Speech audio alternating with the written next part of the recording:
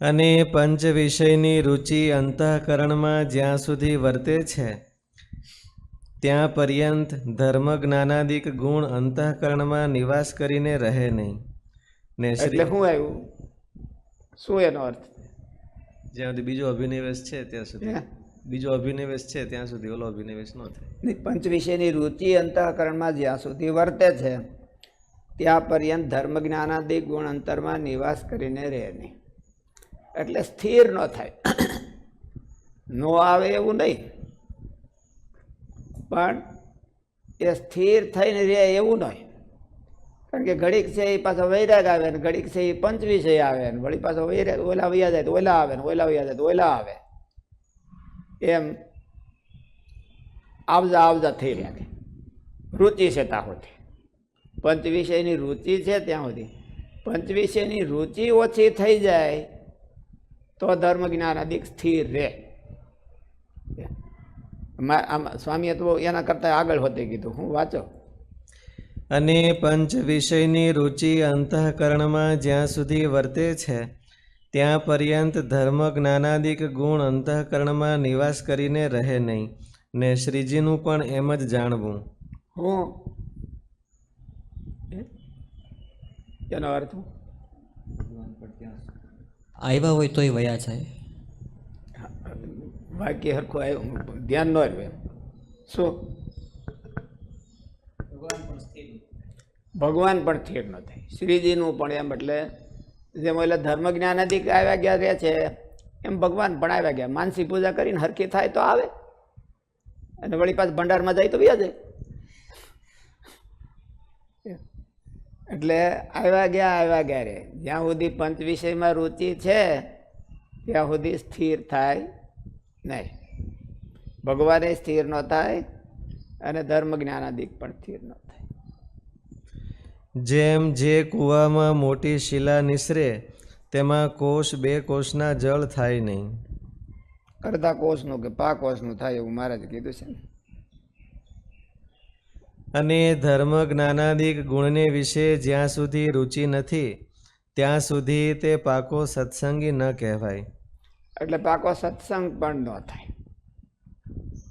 પાકો સત્સંગી ન કહેવાય એટલે એનો અર્થ શું થયો? કે પાકો સત્સંગ પણ થાય નહીં. એને ઓલામાં રુચિ હોય ત્યાં સુધી સત્સંગ ન થાય. સંપૂર્ણ સત્સંગ થયો કોને કહીએ એવું મહારાજ એક ઠેકાણ કીધું છે. કોને કહેવાય? કોને કહેવાય?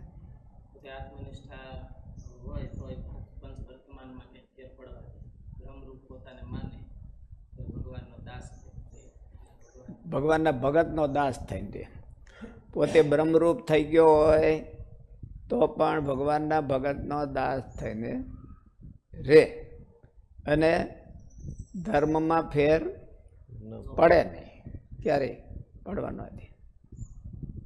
4-5 વાના કીધા છે. ભગવાનને આકાશ જેવા નિર્લેપ સમજે ત્યારે એને સંપૂર્ણ સત્સંગ થયો જાણ. અને સંપૂર્ણ સત્સંગ જ્યાં સુધી પંચ વિષયમાં રુચિ હોય, લોયાને પહેલા બધાના વટમાં છે, સંપૂર્ણ સત્સંગ થયો કોને જાણવો? તો લોયાના પહેલા વચના વ્રતમાં મહારાજે આવો પ્રશ્ન કર્યો છે. આત્યંતિક કલ્યાણ કોને કહેવું? એવા મહારાજ કેવા સરસ પ્રશ્નો કર્યા છે. આત્યંતિક કલ્યાણ કોને કહેવું? એવી રીતે આવો એક પ્રશ્ન છે, સંપૂર્ણ સત્સંગ થયો કોને જાણવો? સંપૂર્ણ સત્સંગ તો એમાં કીધા છે, બહુ હારા કીધા છે, કે બ્રહ્મરૂપ થઈ ગયો હોય અને બહુ સામર્થ્ય આવી ગઈ હોય અને બીજાને નમાય નહીં તો સત્સંગ થયો નથી. અને હજી બ્રહ્મરૂપ થયો છે. એટલે બ્રહ્મરૂપ મોટો કે સત્સંગ મોટો? બ્રહ્મરૂપ થઈ ગયો હોય તોય પણ ક્યારેક ક્યારેક સત્સંગ પૂરો ન થયો, એમ થયો તો હોય થોડો, તો પૂરો સત્સંગ ન થયો. મહારાજ એવું કીધું, બ્રહ્મરૂપ થયા પછી એ ભગવાનના ભગતનો દાસ થઈને રે તો એને પૂરો સત્સંગ થયો છે એમ માનો. આત્મનિષ્ઠા હોય, બ્રહ્મરૂપ થયો હોય તો એ ધર્મનો ત્યાગ ન કરે, ગોઠણે ગોઠણે ન થઈ જાય અને બધું આ જે મર્યાદાઓ છે મહારાજે બાંધેલી મર્યાદાઓ એ ગોઠણે ગોઠણે ન થઈ જાય તો તે સંપૂર્ણ સત્સંગ થયો કહેવાય એમ એવું લખ્યું છે. એ બહુ સરસ જાણવા જેવો છે સંપૂર્ણ સત્સંગ થયો. એટલે જ્યાં સુધી પંચ વિષયમાં રુચિ છે ત્યાં સુધી શું થાય? પંચ વિષયમાં ધુબાકા મારે એમાં સત્સંગ થાય નહીં, પૂરો ન થાય, આવ્યો ગયો રે. એમ આમાં આગળ કીધું ને કે સ્થિર નથી. ધર્મ જ્ઞાનાદિક પણ સ્થિર થાય નહીં અને મહારાજ પણ સ્થિર થાય નહીં એના હૃદયમાં, અને આવ્યો ગયો રે. એમાં આમાં પાછું એવું કીધું કે સત્સંગી પણ ન કહેવાય. આમાં તો સ્વામીએ ના જ પાડી દીધી એને સત્સંગી નહીં, સાધુ કહેવાય, એમાં કાંઈ વાંધો નહીં. સત્સંગીને જ ના પાડી છે ને કે બધાને ના પાડી. હું ભગત હોય ગયો સત્સંગી ન કહેવાય. એટલે એનો અર્થ એવો છે કે ત્યાં સુધી સત્સંગ પૂરો થાય નહીં. જ્યાં સુધી પંચ વિષયમાં રુચિ છે, ધાર્યું કરવામાં રુચિ છે, આ લોકનું ભેળું કરવામાં રુચિ છે, ત્યાં સુધી બિચારાને સત્સંગ જ થાય. સત્સંગ પૂરો ન થાય. ક્યારેક ક્યારેક થાય, કલાક કલાક કરી આવે, બોલું પૂરો ન થાય. અને ધર્મ જ્ઞાનાદિક ગુણને વિશે જ્યાં સુધી રુચિ નથી ત્યાં સુધી તે પાકો સત્સંગી ન કહેવાય. માટે સત્પુરુષને સંગે કરીને એ ગુણને વિશે પક્વ રુચિ કરવી અને ધર્મ જ્ઞાનાદિકને વિશે પક્વ રુચિ કરવી, જે ફરે જ નહીં એવી.